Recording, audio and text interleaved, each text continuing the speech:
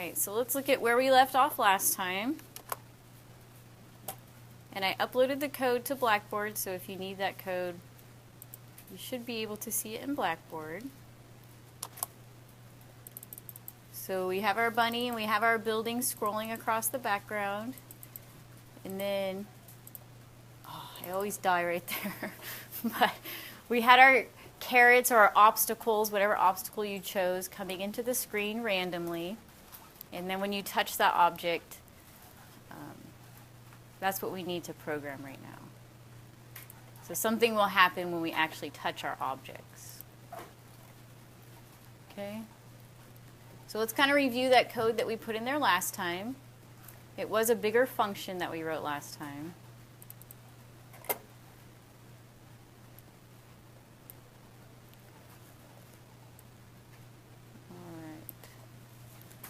So this function, remember that we put the call to this function in our frame enter event. So remember on our on frame enter event, we call this function. So this function, remember, is called 24 times a second. Okay, it's good to realize that this is happening 24 times a second. So, you know, this code is being run that many times.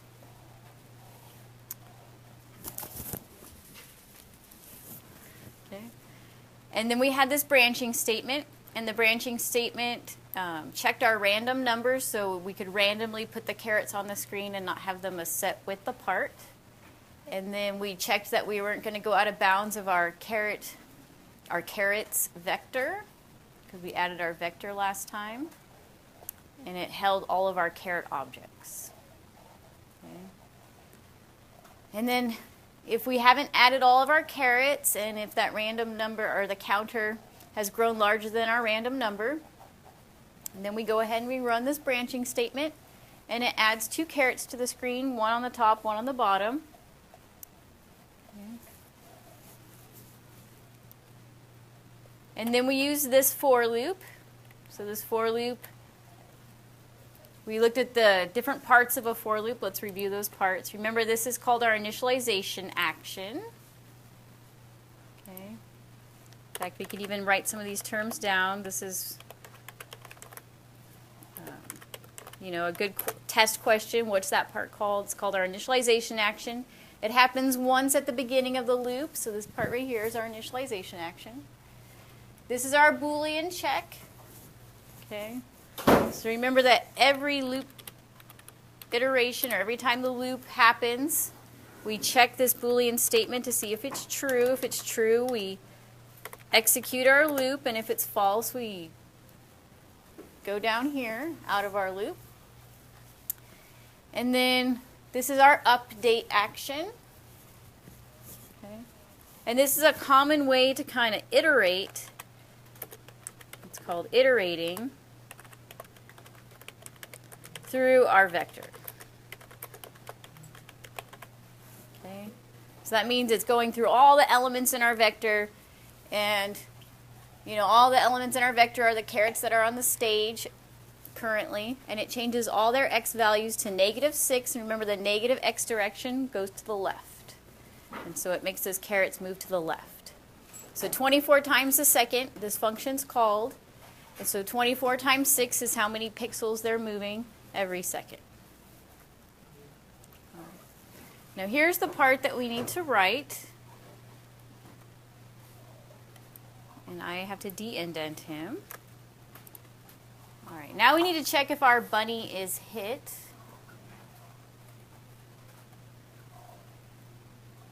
Oh, sorry, no, I don't need to de-indent him. He's going to be part of our for loop here. So let me label my curly brackets. This is why it's a good idea to label your curly brackets.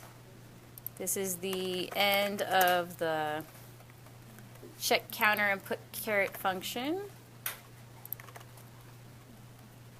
And then this will be the end of our if statement.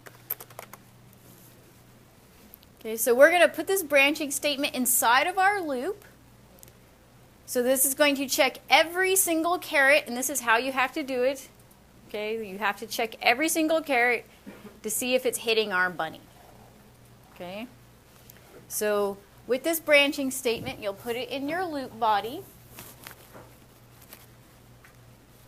And this branching statement has two things that it does, so it has to be wrapped in curly brackets. Okay. And so what it does is it does this hit test object method that's pre-written for us. Every movie clip has this method associated with it. Okay. And what it does is it checks to see if the current caret that we are inside the loop, checks to see if that caret is touching the My Bunny. And actually I need to change that name to, oh, this is my other code. So in your code it'll be My Bunny, right? Yeah. I don't know what I did with my previous code, so we're using this one today. Okay. But it checks to see if we've hit our bunny. Now when we hit our bunny, what do we want to do? Our character, we want to stop. Actually, we want to go to that character's timeline and go to and stop on frame dead. So remember what that's telling us to do. So in our flaw file, if we go and look at that bunny,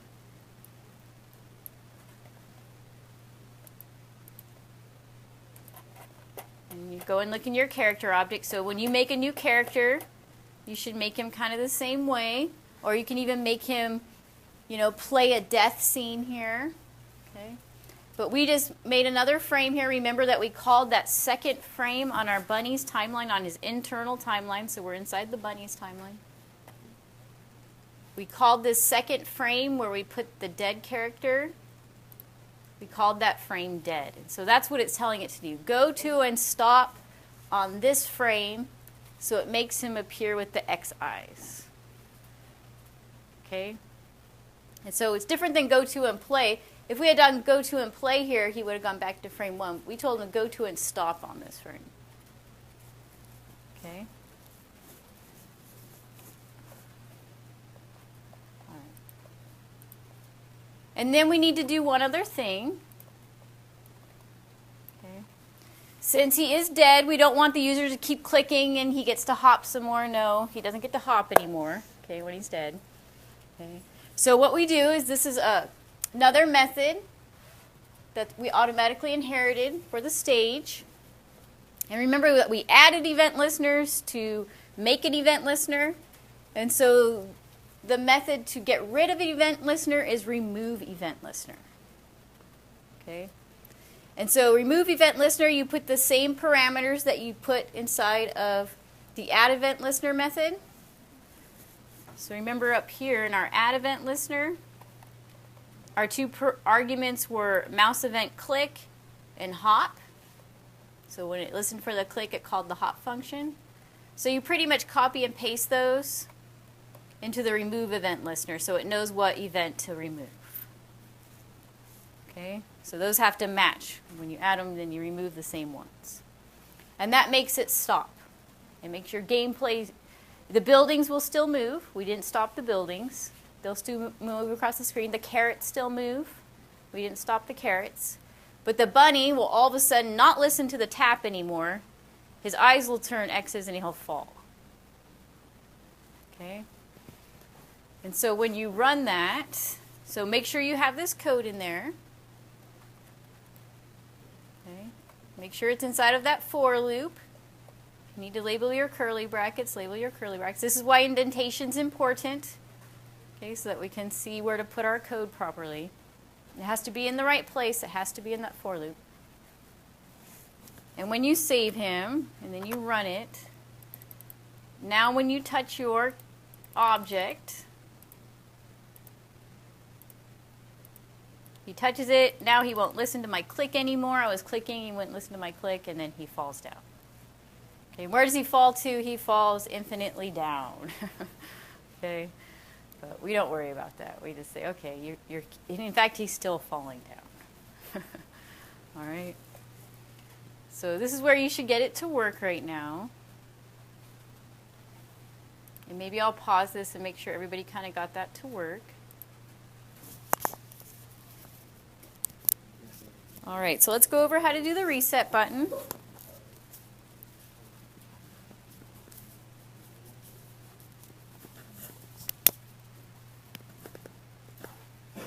All right.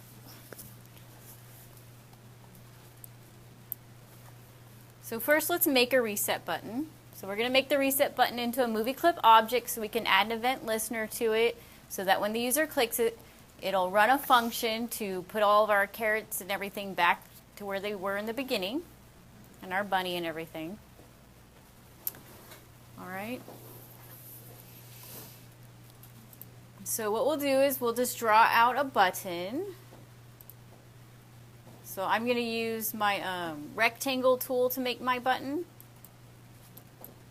You can even use, well, let's use our rectangle tool. We can go to our properties and we can change it so the corners are curved. I like curved corners on my buttons. Okay. Choose a fill color for your button. I'm going to choose an orange color. I'm going to get rid of my stroke color and have no stroke color. Okay. If you wanted a stroke color, you could have a stroke color. Remember, the stroke color is the outline color. And if you want curved corners, remember that you change this down here. Then I'm just going to draw him out here on the stage. There he is. And I'll add some effects to him in a second. But just draw out a rectangle. And then we can add some text on top of him. So I can use my text tool. Oh, the last time I used my text tool, it was very large text, so let's change that. Change it to about 20 point. You can change the font type if you want.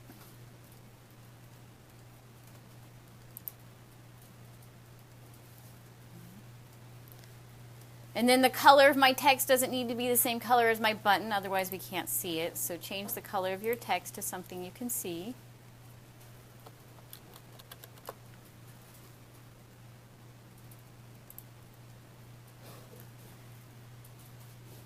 And then my text, I guess, let's see if it fits on my button. Yeah.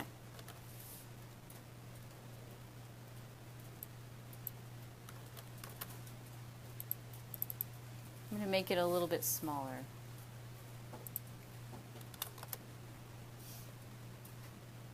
Actually, I have to select my text and then make him smaller. That looks about right.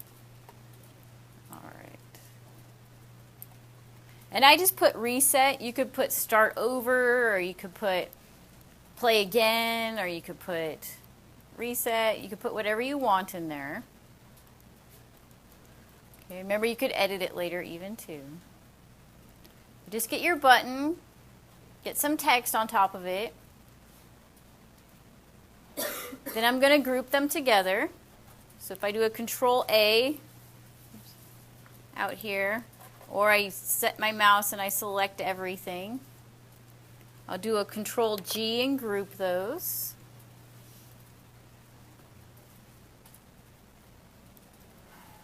And then guess what we're going to do? We're going to make it a movie clip object so we can edit him. So with him selected, hit your F8 key and make it a movie clip object. And I'm going to name him Reset Button. Okay, remember to name your movie clip with a capital letter, so starting with a capital letter. And then remember to export for ActionScript so we can add an instance of him on the stage through our code.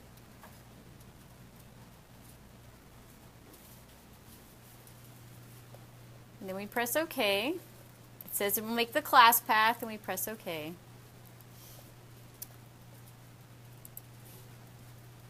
And then I'm going to add a little drop shadow to my button. So remember, if you have your movie clip selected, you can go in the Properties panel under Filters. And the new button's down there on the left-hand corner. And I just added a filter of a drop shadow. And I'm going to choose like a gray drop shadow, or maybe not that light. This color. So I chose a dark gray drop shadow. Makes it pop out a little bit, look like a button. You can even add some beveling if you wanted to, make it a beveled button. So if you choose bevel, it makes it look kind of like it's roundish, a little round button. Remember, that's it. When you click on the button itself, it's in the properties of a movie clip, and then you add it through the properties of a movie clip. Okay. So that looks pretty nice. I could say that looks good enough. Okay. If we wanted to add some animation to the button, we could, but I'm just going to leave them like that for now. Okay. So I'll save him. He's in my library now. So I can delete the one from the stage.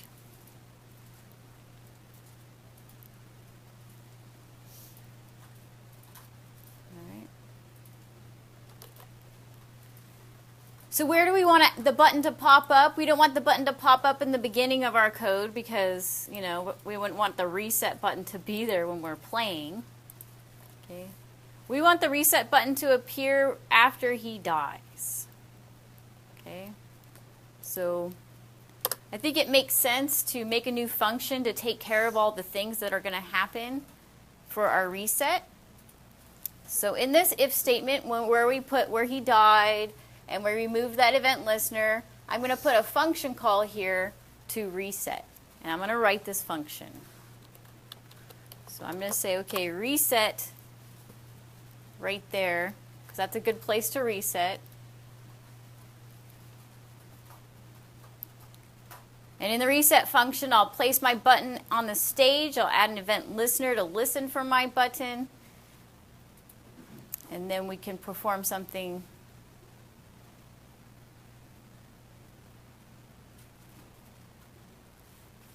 You know, we can perform, you know, all the reset functions. All right. So I'm going to go ahead and put my reset function down here. Now remember to put your reset function outside of any other function. So this is the end of this function. So I'm going to put them out here.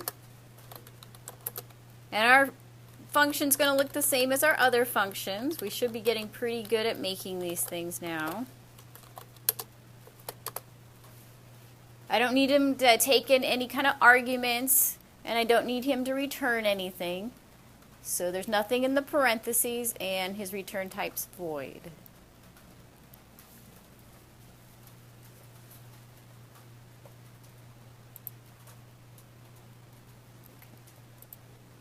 So here's where we'll add that reset button to the stage. So whatever you named him, if you named him reset button like I did,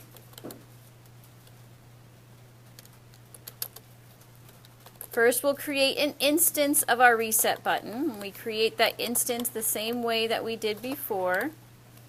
Remember when we made those new objects in our constructor? This time we're making this new object inside of this function.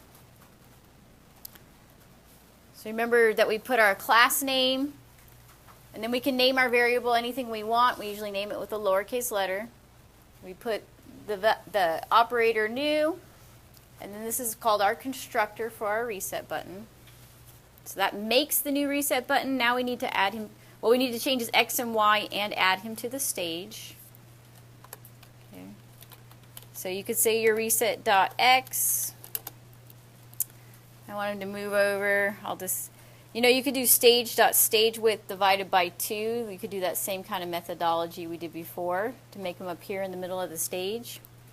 Or you can hard code a number. Remember that doing the stage.stagewidth is probably a better idea if we're going to resize this thing. Okay. I'm being lazy today, but maybe we should put stage.stagewidth divided by 2.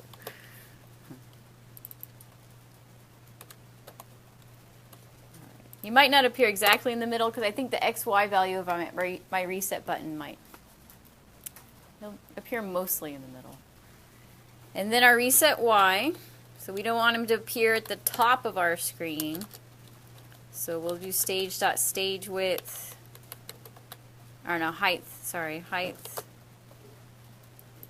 divided by 2. So he'll appear mostly in the middle. And then of course we add him to the stage.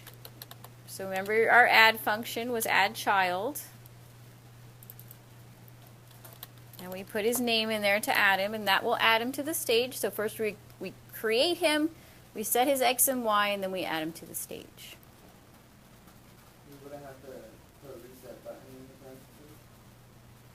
We put his variable name, whatever we called him. Oh, okay.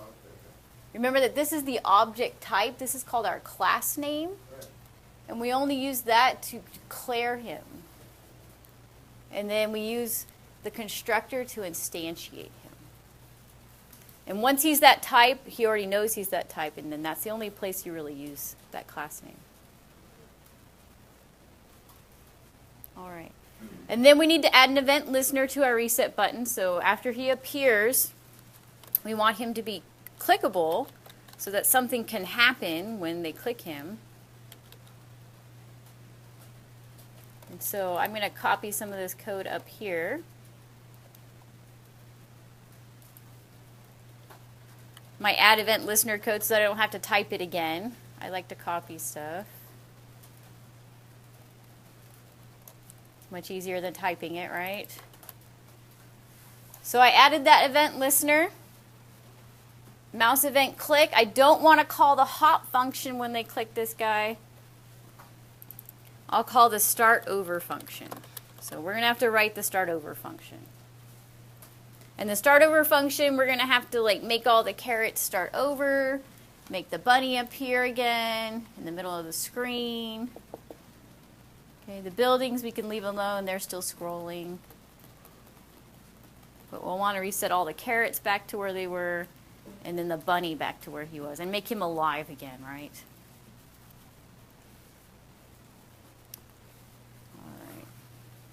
Now we can test that this, well actually we can't test that he works. We can comment out the reset event listener and test that he works. This would be a good place to test. Notice that if I left that event listener and add event listener method in there, he would yell at me that I didn't write the start over function yet. So that's why I commented that out. Okay. But it's good to check our syntax out. So if I save it, hit Control Enter. Oh, you know what I did is I did a Java thing. Yeah, dang it. Sometimes I do that. I do that at home too. You guys should have yelled at me. That's the Java way to instantiate. Sometimes my brain just works in Java. Yeah, we're in ActionScript. Okay, so we do the same. It does the same exact thing in Java, so you just saw the Java way to do it. But in ActionScript, we put var, we put our variable name, we put a colon, and then the type, right? Yeah, syntax is a little different. I don't even realize I do that sometimes. Got to remember what we're programming in. Okay, so Control S, Control Enter. Oh, you have to make him jump so that he can actually die. So remember that he has to die first before the reset button will appear. So he dies, and there my reset button appeared. Notice he won't do anything yet because, you know, I haven't made him, I commented out the event listener for him. But you should, your reset button should appear at least when he dies. Okay, so remember what we did. All we did was add that function right here, the function call, and then we wrote this function to make him appear. In fact, let me put my ending curly bracket tag here. It's good to add those in. Now, if it didn't appear, we should get it to appear, but I'm going to take a break right after we write this function here, and then I'll come around and help you debug. Okay.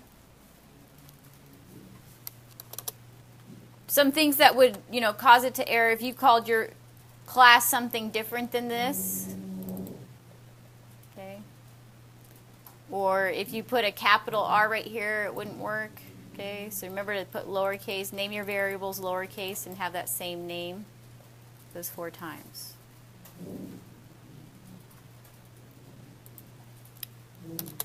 All right, let's write this function and then we'll debug and get everyone's working. So we write this function the same way again. Okay. He doesn't need to take in any kind of parameters, and he doesn't need to return anything, so he could just be a void function. We're just going to have this function do some things to start over for us.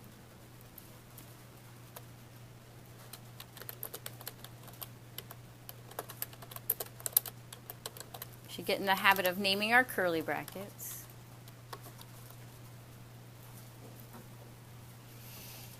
All right, so what do we need to do to start over? We need to make our bunny new again and place him on the stage. And actually, we get to copy and paste some code, so this will be easy. This is actually really easy to write because we already wrote the code to do this. We just need to run it again right here.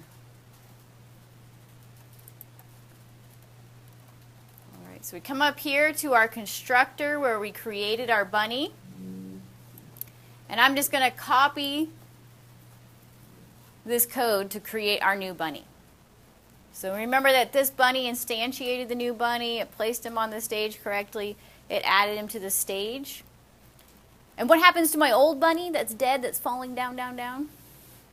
Actually, there's a garbage collector in ActionScript. He gets into the garbage.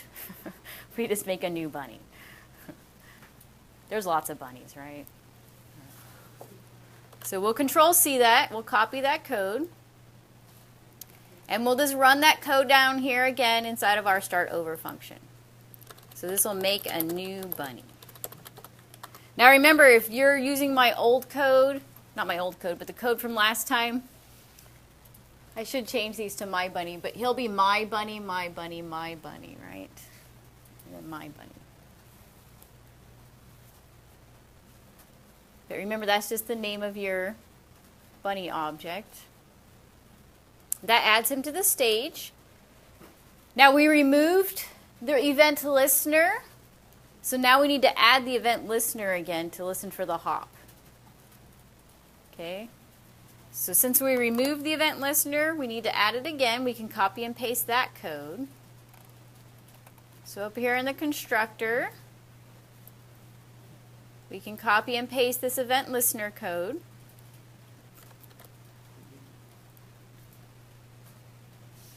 Because we did remove him. Oh yeah, it was on the stage that the event listener was happening. But we need to add that event listener again so then it can listen for our clicking again. So when we click the stage again. So we're starting our game over, right? So first we made a new bunny. We added back that event listener. Now we need to restart our carrots.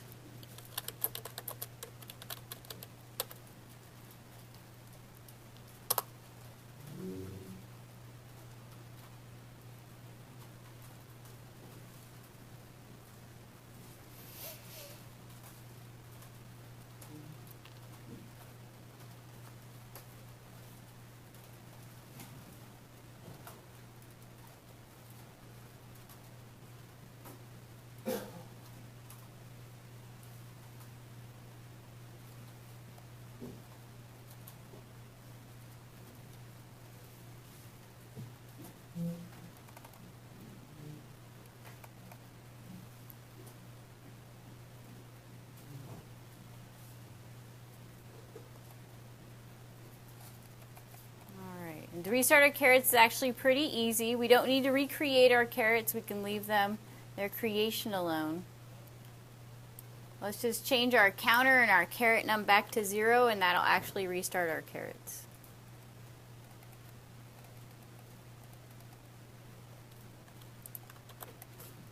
And voila, we can start over.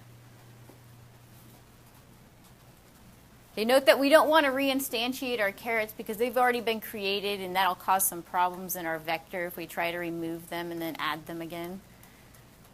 I've noticed that with vectors, we add things into them in the constructor and then we leave them alone.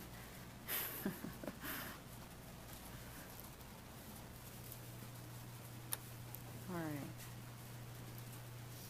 So if we test it again, you can make him die again, and then when we hit the reset button, remember that the start over function will work. So when he dies, oops, there he goes, he's dead. Okay, I hit my reset function. Oh, come on, where are you? And, oh yeah, and then we need to make the button go away after we hit the reset function too.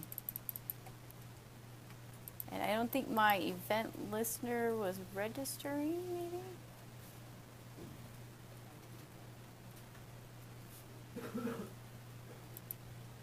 to see if it was registering. I think it was registering, because why wouldn't it?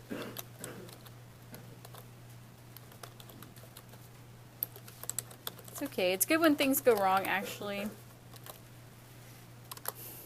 Then we learn how to debug. So when you're debugging a program, sometimes you'll just put a trace function some places to see what was going on.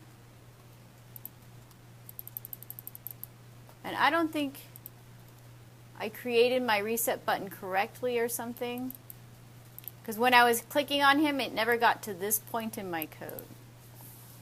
Did your guys' work?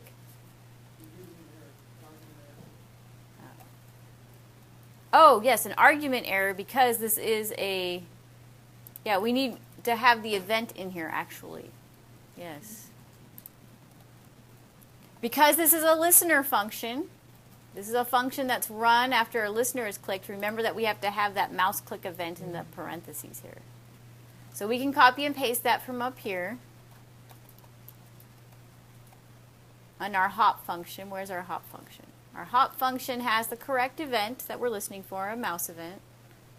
We can copy that parameter, and we could put it into our start over function. I forgot about that guy.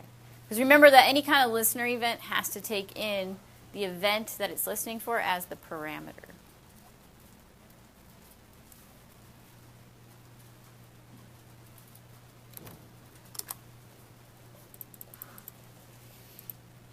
And I still think my reset button is incorrect.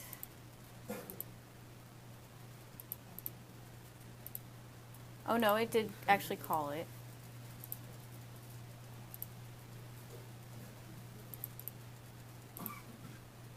Oh, and because we didn't, now this is happening, this is okay, and it did what we told it to do. What happened is we left that reset button on the stage, and so every time we clicked it, it made a new bunny, but the old bunny was still on the stage. Okay, so that's okay. We can just get rid of the reset button, and then that won't happen. Multiple bunnies won't start appearing. Okay, so what we need to do is inside this start over function, get rid of the reset button. And how do we get rid of a reset button? It's actually pretty easy. Okay. We'll say right here, we'll get rid of the reset button.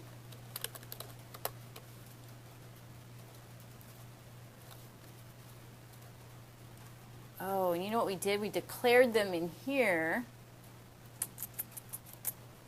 So actually, what we're going to do is we're going to declare, now, if we declare them inside of this, this actually talks, you know, references locality of variables. Since we declared that reset button inside of this function, we can't access him outside of the function. So what we need to do is we need to copy that reset, the var reset right there. So I'm going to Control C and copy that declaration, and we're going to declare him as an instance variable so that we can access him in all of our functions, including the start over function. So Control C and copy that, and then get rid of the declaration part here. Leave the instantiation here. And then paste that declaration up here with our other declarations. So I have a little space right here. I could paste him right there. You can make him private. So then we have our declaration up here, and the reason that we're doing this again is so that we can access him in that start over function. We need to be able to access that variable again to tell him to go away. All right, now we can tell him to go away.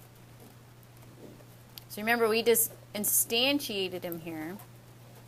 And now in this function, we can tell it reset.remove event, or remove, or what is it called? Yeah, remove child.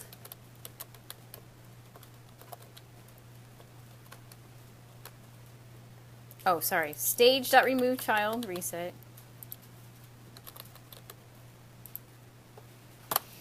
There we go. And notice it looks just like the add child event, except the add is changed to remove. And so that way we'll get rid of that reset button, or so After they click it, it comes here, it gets rid of the button so they can't keep clicking it and making new bunnies. It'll only make one. Okay, so we'll save it. We can run him. And we got one error. Incompatible override. Okay, let's change the name of this function then. I think it just doesn't like the name of our function. Let's call it reset game. It thinks that we're, I think that's the problem. Let me try it. Yeah, that is the problem. Reset is actually not a good name. It's like a reserved function name. So we'll call it reset game function. Reset our game function. So what I changed is I just changed the function call here and then the function name right there. So these two things. Okay. If you got the incompatible override, it's kind of funny that it didn't notice that before, but now it noticed it. I think before it made it automatically static, and then when we added in this variable. All right. So let's save him and run him. We have to die again. So we'll die. We'll hit reset. And he is still on the stage.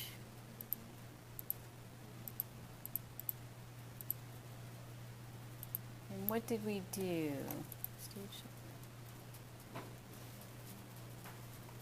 We need him to go off the stage. The stage that removed child.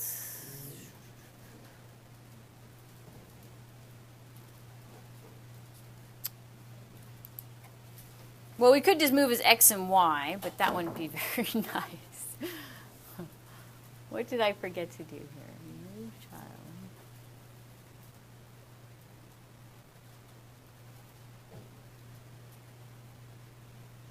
Notice that when we did remove him, he's not clickable anymore. I think when we removed him, his instance was still on the stage. It just removed him from the children of our stage.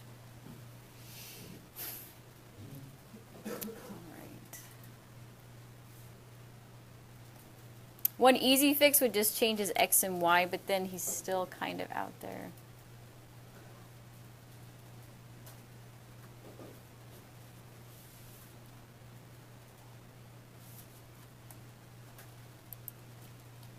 I don't know.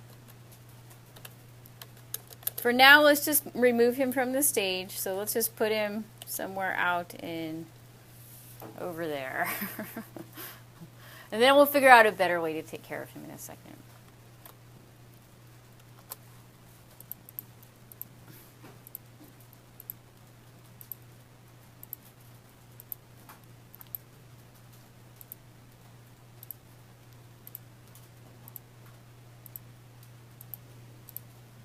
And how come that didn't...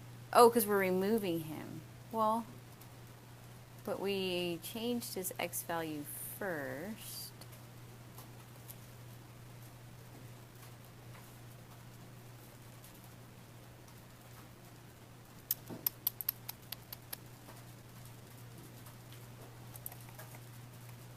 Oh, I am getting an error. That's probably why it's not removing him.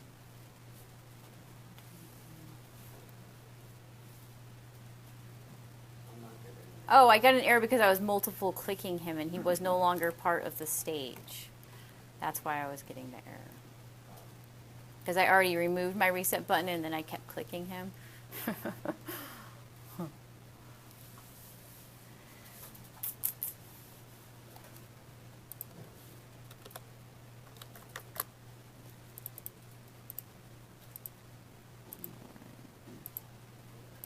What if we don't remove him?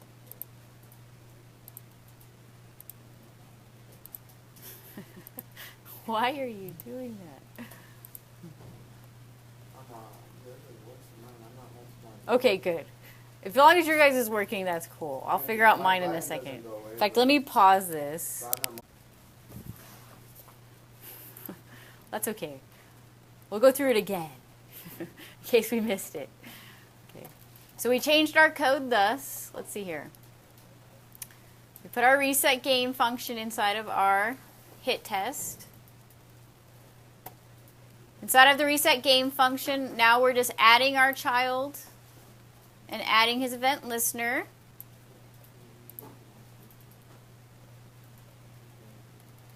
Up in our constructor, so actually up here is where we instantiated the reset button with all the rest of our objects. And then in our constructor is where we constructed our reset button. So we took that code, our instantiation code, and moved it to our constructor.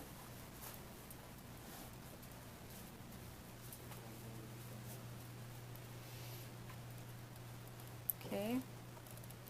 And then in our start over function, so we added that event listener inside of our reset function to start over when we click the reset button. And here's what our start over function looked like. We could either comment out this trace function or leave him. But we remove the reset button, we remove our bunny.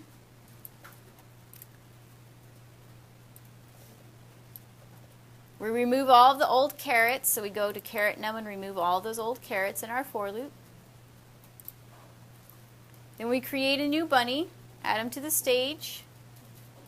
We add that event listener back in.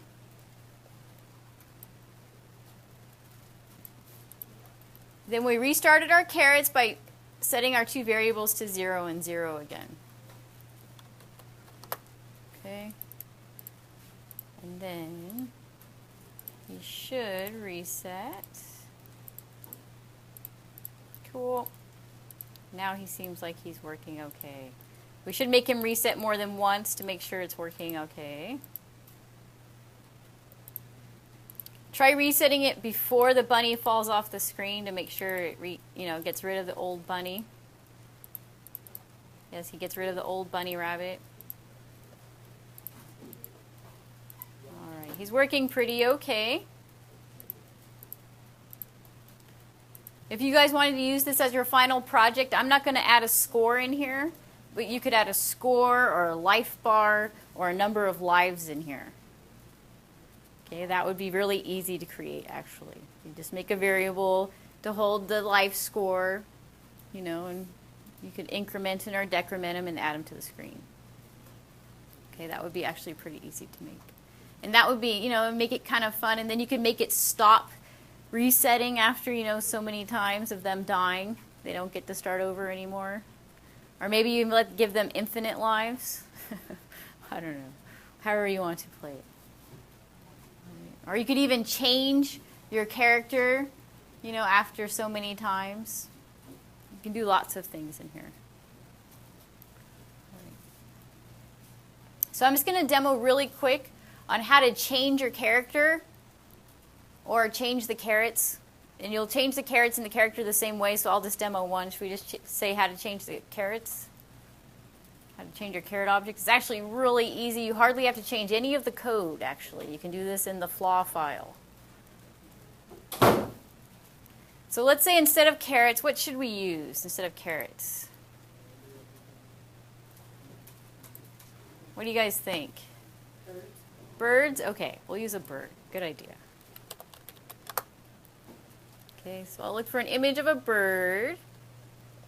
Does this look like an evil bird? That one looks like an evil bird. Which one should we use? This guy? A silhouette of a bird? It doesn't really matter because you guys are going to think of your own character. So let's say I wanted this to be my obstacle. Okay. So what I'm going to do is I find, what character or what item I want to be my obstacle. I'll right click and I'll save that image, and it's actually a good idea to save it to the same folder where we're storing all of our other items, so then we keep our files together. Okay. So I'm going to save him. He is a JPEG, so I'm going to save him as bird. So you find, whatever object or thing you want. You don't have to choose a bird. You could choose whatever. And And then I'll go to that file where I saved him, and I'm going to open him with Fireworks. Alternatively, you could use Photoshop. Actually, let me open Fireworks and then open him. Yes, I'm still stuck on Fireworks. It's pretty easy to edit him. But yes, you could edit him in Photoshop too. So to edit any kind of image, you do have to use an image editing tool.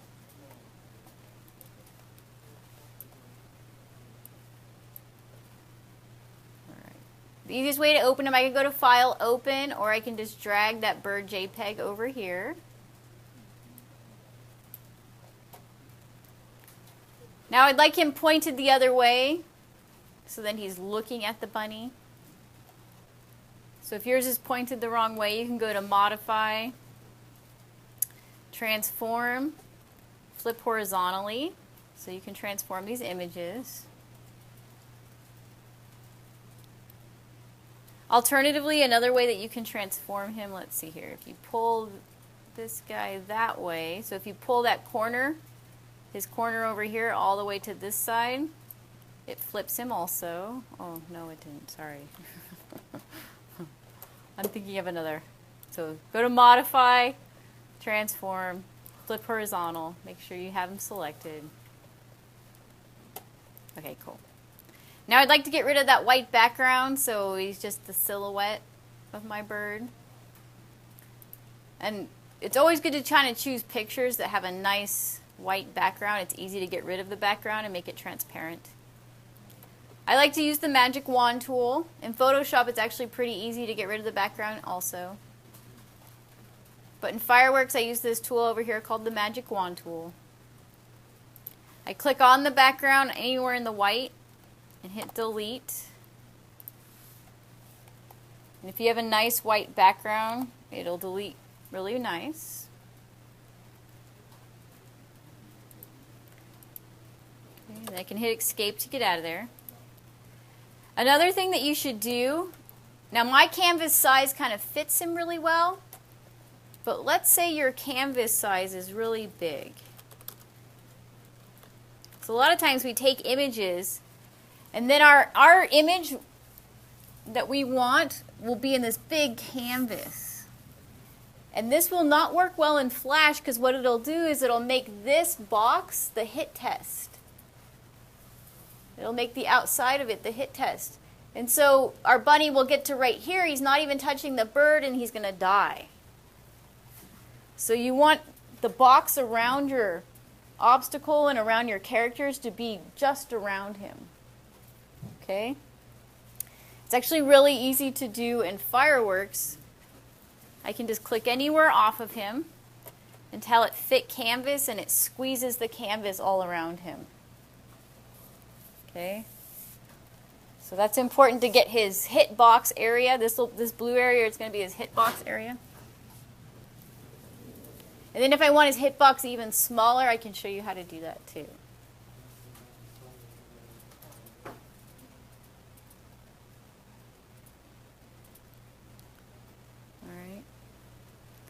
But that's how you get an image. Kind of remove the background, fit to canvas. Remember to click anywhere off of him to get that fit to canvas button. Now importantly too, he's saved as a JPEG, but JPEGs do not support transparent backgrounds. Yeah, so I need to save him as a PNG file or a GIF. So meaning down here in Fireworks,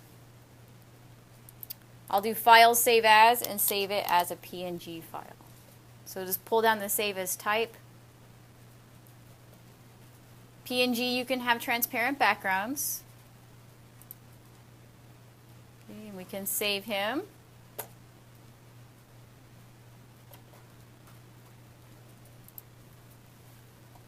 So the easiest way to get him into our library is to open up your FLAW file.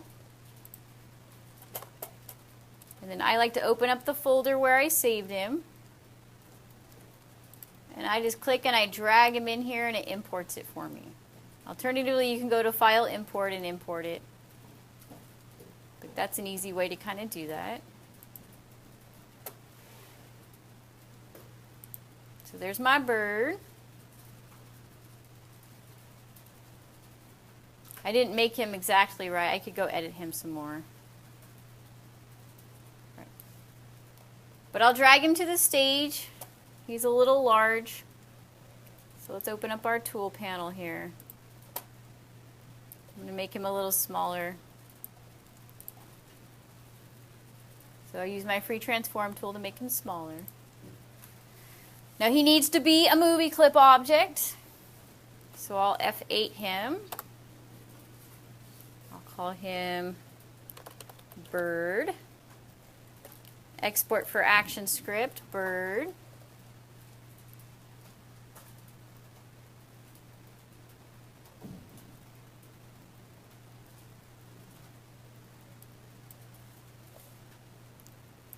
Okay, he makes that bird object. I can delete him from my stage now.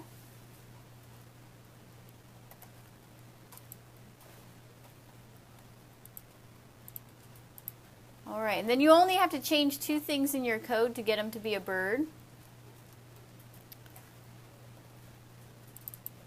So where we instantiate him, we told him he was a bunny object. Now we're going to tell him, oh, not a bunny, sorry, carrot.